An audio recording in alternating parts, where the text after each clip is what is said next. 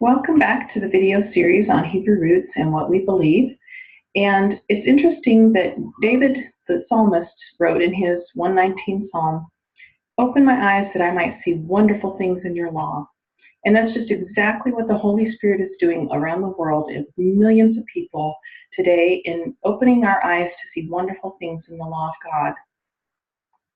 Today we're going to look at the one that the Holy Spirit seems to use first with most people is the Sabbath. And most people who start searching and studying things in the scriptures deeper than what they get at church tend to start with the Sabbath. They start questioning, what is the Sabbath?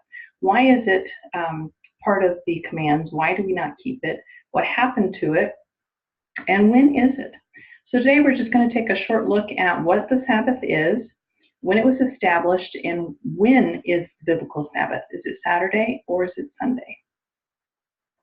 So if I can get this to go. There we go. We find it in the 10 Commands of God. Now, most people will tell you that we're supposed to keep the 10 Commandments, but most Christians are not keeping number 4, which says, remember the Sabbath day and keep it holy.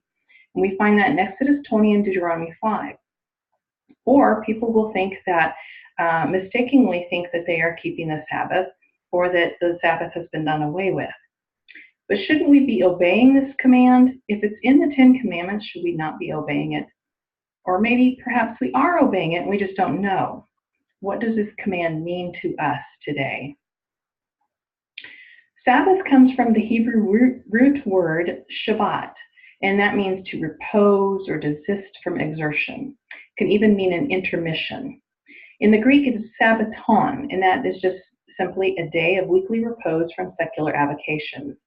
So a day that you would not do commerce or work or your normal household chores.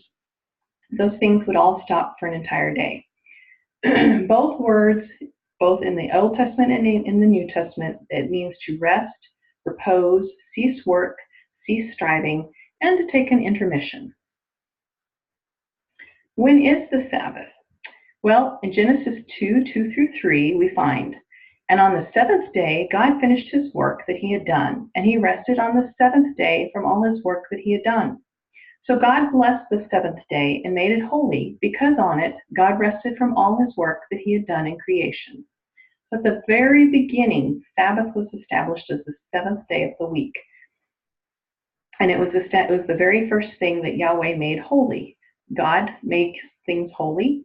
Man keeps things holy. Man can't make anything holy. We can keep things holy that God has made holy. And this is the first thing that he made holy.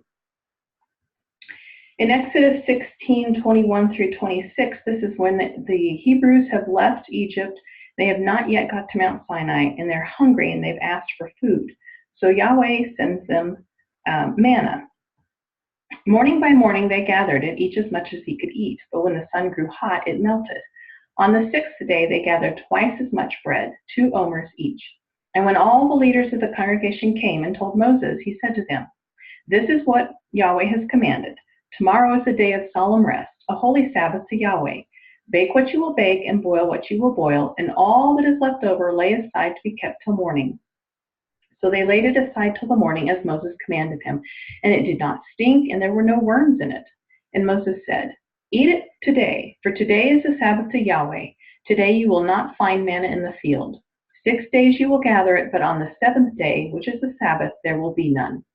On the 7th day, some of the people went out to gather, but they found none. Just as God had said, he said, "I will not provide it on the 7th day, but I'll give you double on the 6th day, so that you can rest on the 7th. Exodus 20:8-11, this is when God was giving the commands directly to the people from Mount Sinai. He said, "Remember the Sabbath day to keep it holy. 6 days you shall labor and do all your work. But on the 7th day is a Sabbath to Yahweh your God. On it you shall not do any work, you or your son or your daughter, your male servant or your female servant, or your livestock, or the sojourner who is in your gates. For in 6 days Yahweh made the heavens and the earth, the sea, and all that is in them, and rested on the 7th day. Therefore Yahweh blessed the Sabbath day and made it holy." Then in Deuteronomy 5:12-15, Moses was telling the people everything that God had told them, and he was reciting their history from the time that they had left Egypt. And he tells them, observe the Sabbath day to keep it holy as Yahweh your God commanded you.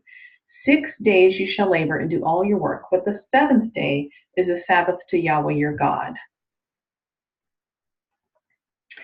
Exodus 31:12 through 17, Moses was on the mountain receiving the instructions from God, and God says this, Yahweh said to Moses, you are to speak to the people of Israel and say, above all, you shall keep my Sabbath.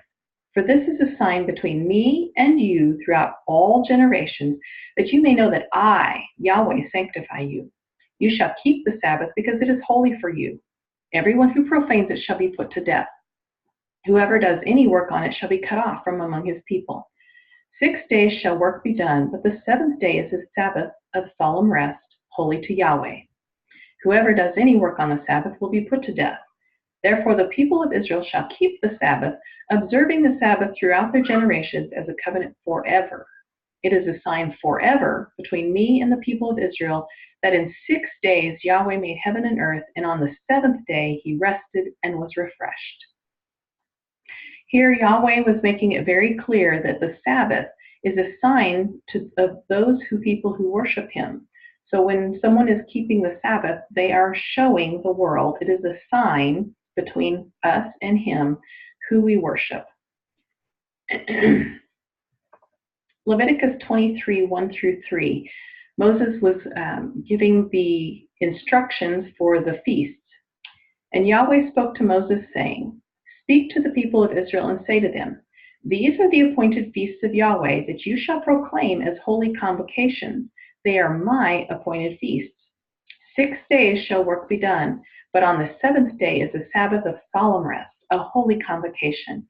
You shall do no work. It is a Sabbath to Yahweh in all your dwelling places.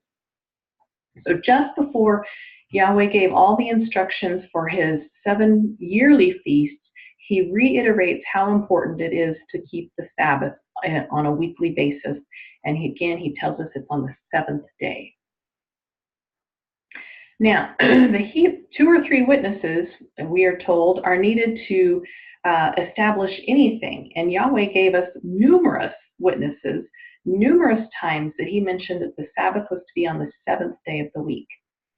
So the Hebrews did not have names for the days of the week. They just called it first day, second day, third day, fourth day, fifth day, sixth day, and seventh day. And eventually seventh day was replaced with Sabbath. So first day, second day, third day, fourth day, fifth day, sixth day, and Sabbath or Shabbat. Now, it wasn't until other cultures had named the days, and then eventually on our Gregorian calendar, we have the days Sunday, Monday, Tuesday, Wednesday, Thursday, Friday, Saturday. Sunday is our first day. Saturday is the seventh day. So today, we keep the Sabbath on the seventh day, which, according to our calendars, is called Saturday.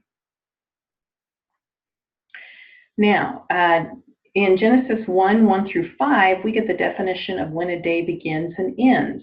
And it begins in evening, because it says that there was evening and there was morning on day 1. There was evening and there was morning on day 2. There was evening and there was morning on day 3. And the pattern is it goes from dark to light. Everything was dark, he created light. Everything goes dark, and then it becomes light. So the day is the same way. We define the day starting in the evening and ending in the evening. So the Hebrews have always counted sunset, and the Jews and people who continue to keep Sabbath count sunset as the beginning of the new day. So Shabbat or Sabbath starts sunset of Friday to sunset of Saturday. If you would like more information or a guide in the scriptural study of the Sabbath, please go to our website, 7lampsministries.com. You can order our book, I Am a Hebrew, or Proclaim My Feasts. Either one of those books will give you more information on the Sabbath and help you in your study. And I just pray that Yahweh continues to bless you as his Spirit moves you to study and gives you understanding to see the wonderful things in his law. Thank you.